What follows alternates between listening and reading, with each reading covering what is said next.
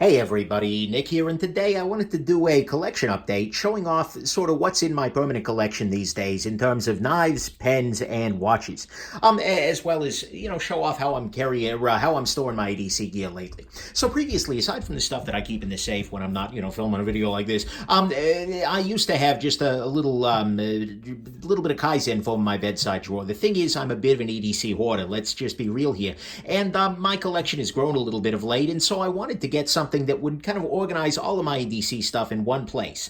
I tried the Mass Drop Vault, no, Cache was it? Whatever it is, it's basically their little case, and it's a very nice little system. The problem is I have a little bit too much EDC stuff for it. I mean, what kind of monster only owns 3 watches? Let's be real here. But, and so I decided I would move up to something a little bit fancier, and so what I ended up finding is this little box right here. It's a machinist toolbox sort of thing, and I've got it just sitting on a little bookcase sort of shelf thing. But regardless, this is just a little thing that I got off of Amazon. I actually like it a lot, and so I figured I'd show off how I'm storing everything and give you a look at what's in the collection these days. So to start with, we'll talk about watches. Right now I have actually 5 watches in the permanent collection there. The first of which I'll show you is actually living down in here.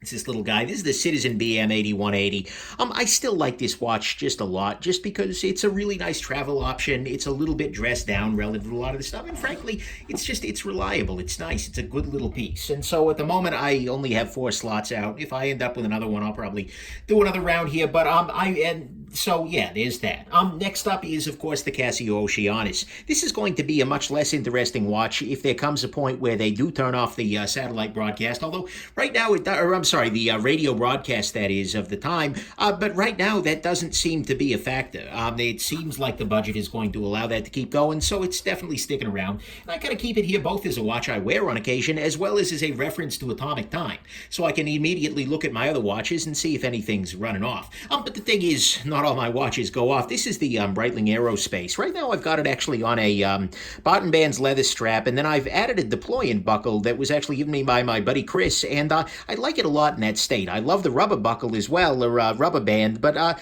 this classes it up a little bit. But this still remains my chronograph. If I ever need to time something, I'll just wear this guy instead. And I still like the watch a lot. Thermocompensated quartz. It's crazy, but you know what? It brings me some joy. This guy right here is my Omega Aquaterra. This is absolutely a beautiful watch. I'm yet to find a dressy watch, because this guy really does dress up on a leather strap. But I'm yet to find a dressy watch that I like more, and considering that I'm not that deep into it, considering it's a quartz watch, that makes life a little bit easier. And then finally, the Seamaster Pro. This little guy has just gotten a lot of wrist time, and in fact, I just took it off my wrist to do this video here, so you would see it in its in situ, so to speak. But I'm freaking loving this watch. After 38 days, it's currently like 1.1 seconds slow. That's that's pretty nice.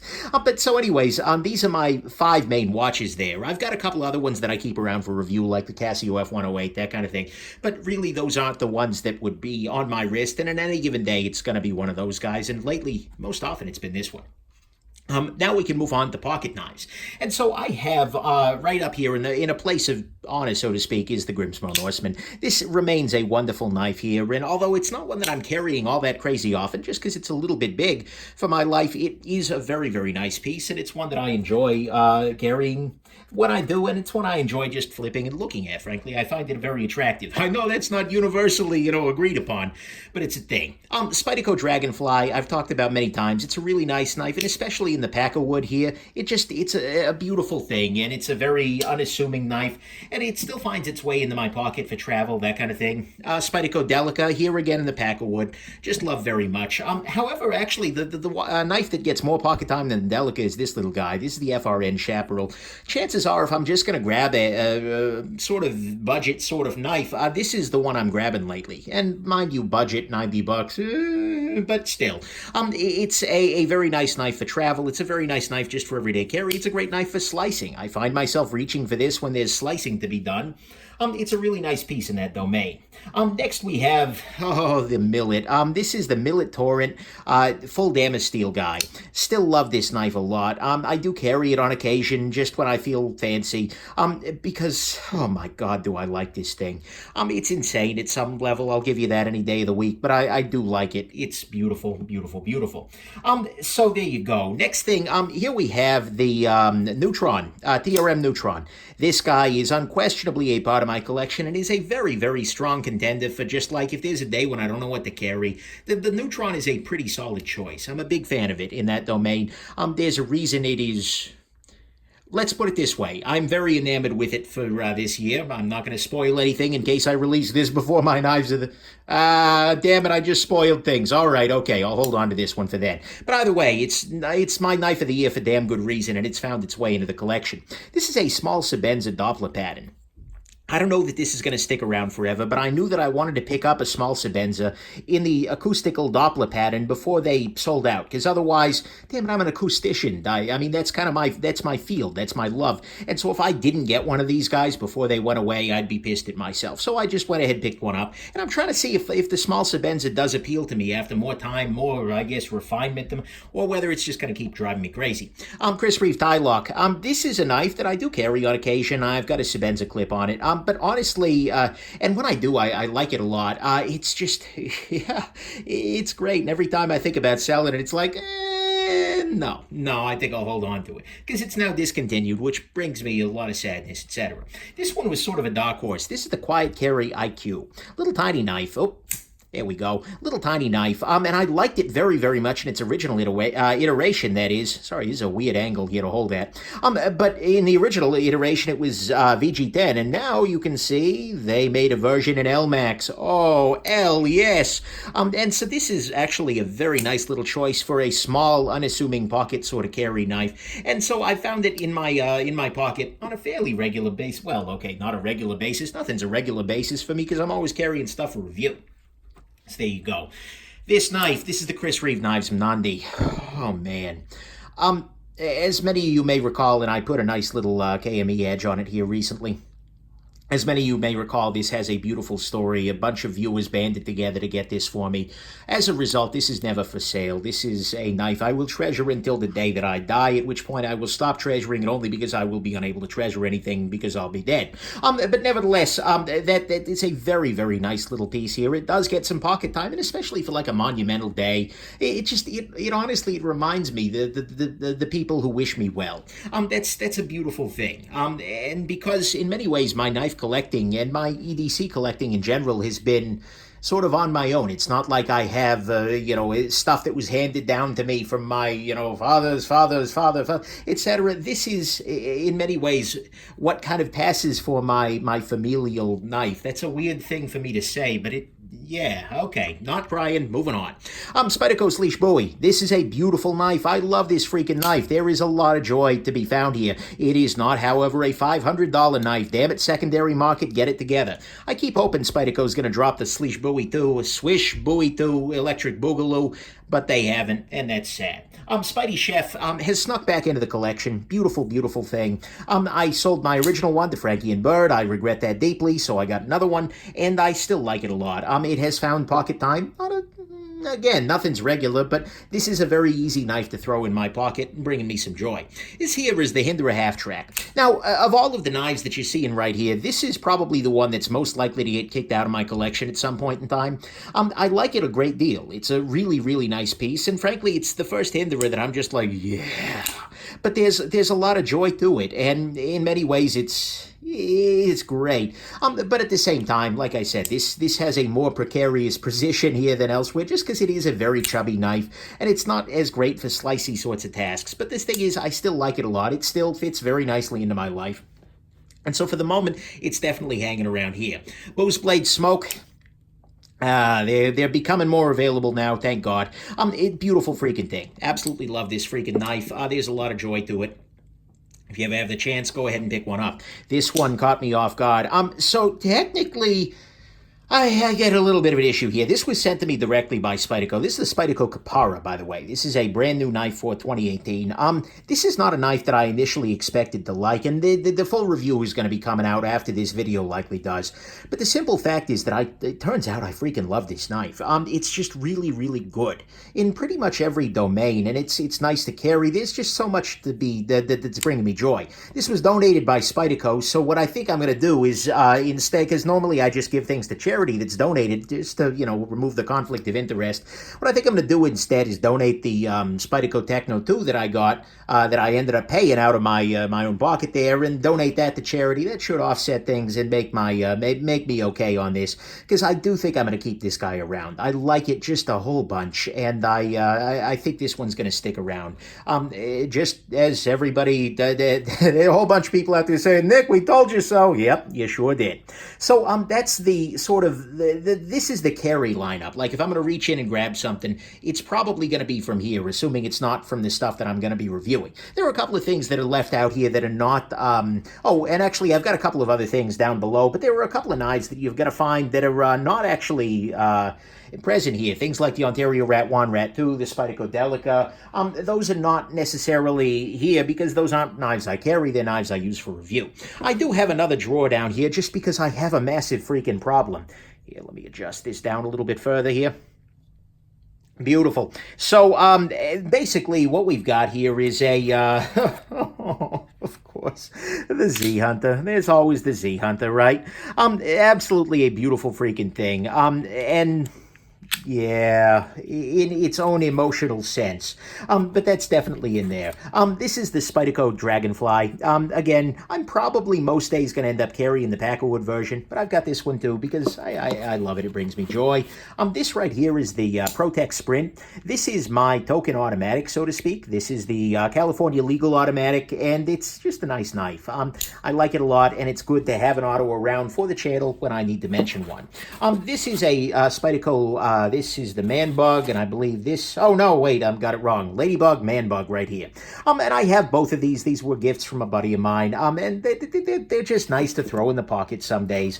That can be a beautiful thing. Hinderer XM18. This guy is going to get sold at a certain point here coming soon. It'll go to Patreon. Everybody always asks, Nick, where do you sell your knives? They go to Patreon, patrons first. This guy is going to get probably sold here soon. When I've got the half track, there's not a whole lot of room for this in my life, and I like the half track just more than the XM. But I've got it around for the moment because I have some comparison videos I'd like to do. This is my reground Spyderco Nirvana. Absolutely a beautiful knife. I don't like the original version with the big thick blade, but this guy was reground by Razor Edge Knives, and I like this a lot. I think it's a beautiful thing. It may get pushed out of the pocket by the Paisan when that drops, but we will see. This right here is the Civivi, this isn't the Backlash, this is the other one, the Praxis, that's right. This was actually a gift from Frankie and Bird over at the Birdshot IV channel, and it's just a great budget knife. It's a budget standard, I think, at this point. Like, I'm going to be recommending it a lot, and so there's that. Then finally over here we have the Spyderco Shaman. This guy is what I'm going to reach for if I'm having like a hard use sort of day, which is hilarious because I don't really have hard use sort of days. But if I'm going somewhere to build something, if I'm leaving the house with a toolbox, this is going to probably be the one in my pocket. That makes things a little bit easier for me just because I know it's a good hard-working tool. I also have a couple of other knives up in this neck of the woods. This is where I've kind of got slip joints and those kinds of things. Spyderco Rhodey is absolutely sort of an unassuming knife. It's great for travel, that kind of thing.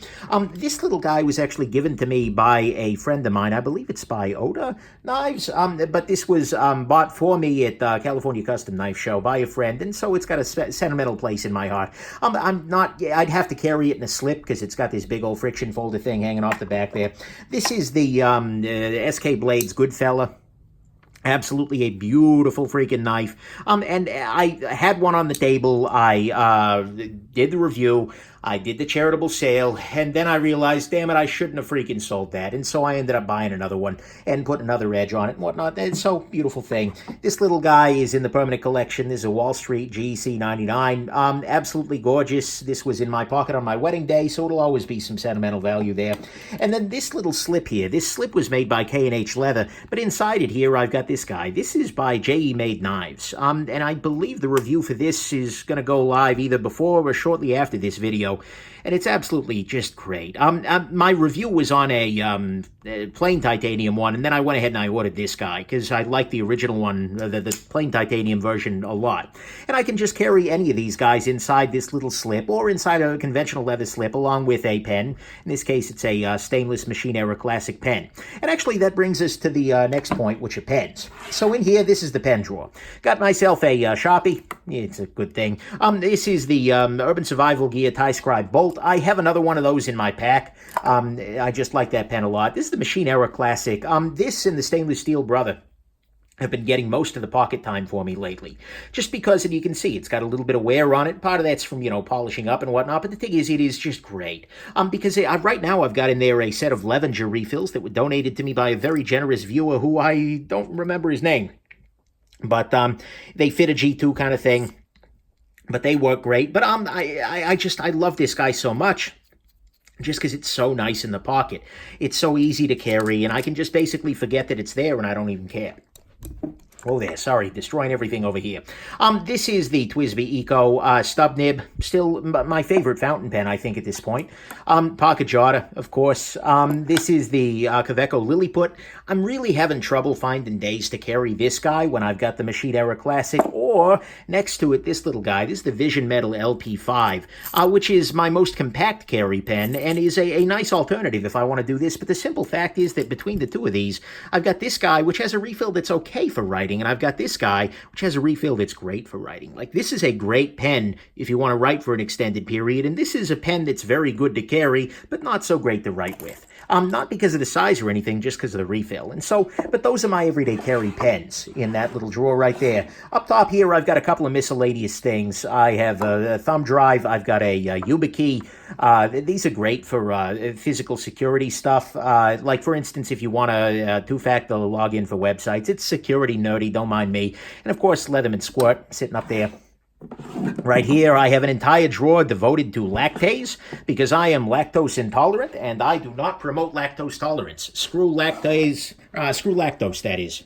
Screw it deeply. I already showed you that. This is the leather bracelet for the Citizen, for the Omega, and the Breitling rubber bracelet right there. Here I got some flashlights going on. I have my two EGTAC D25s. These, if I'm just grabbing something to throw in my pocket, these are a pretty good choice. Have a ThruNite Neutron 2C. I got a ThruNite TC20 over here. I have a ThruNite TC15. That's sitting right here. All of those are really nice flashlights. If I'm grabbing something for, if I'm actually expecting to need a lot of flashlighting, I'll grab the Neutron 2C. Otherwise, I'll usually grab this little guy.